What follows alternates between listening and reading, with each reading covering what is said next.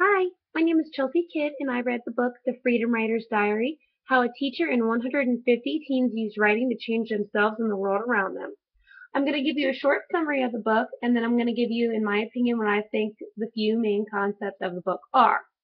Okay, we'll start out with the summary. The story takes place in California, Long Beach, California. It's nonfiction, and there is a 23-year-old first-year teacher named Erin Gruelle who goes and gets a job at Woodrow Wilson High School. Well, being the first year, she has no seniority, so she gets placed with the students that are called unteachable, aka the below average kids. She had a very hard first couple of weeks because they didn't respect her. She didn't respect them because she didn't know them. They expected her to give up, and fights were breaking out, and the area they were from had other problems in the home life that were affecting the school life, such as gang shooting, violence, drugs, killings, murders, funerals, etc.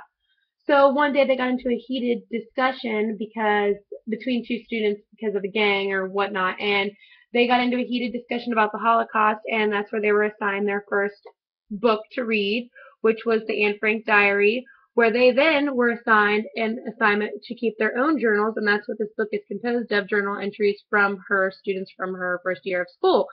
So they all came together and had a common ground once they read this book and did this assignment, because it was like they weren't all as different from each other as they thought they were. Long story short, they had a readathon, and Meep Geist they were able to raise enough money for Meep Geist to come and speak at their school, which she is a Holocaust survivor, so it was extremely important to them.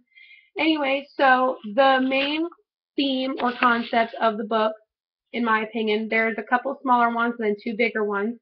I'd say respect, trust, overcoming adversity, how home life affects school life, life obstacles, and different learning styles, how not everybody learns the same. For example, she needed to figure out how each student learns so she could adapt to their style and be able to teach them and know for the whole year that's just the way they learn. And that is part of being a teacher, is knowing your students and figuring out how to crack their code and find an efficient way for them to absorb information and be able to comprehend it. The other important concept to me was how people think that teaching is an easy job, and it is an extremely hard job that you cannot leave at the door when you come home. It's with you all the time, 24/7. If you're constantly thinking about it, constantly thinking of new ideas, new lesson plans, and a new way to get the message across.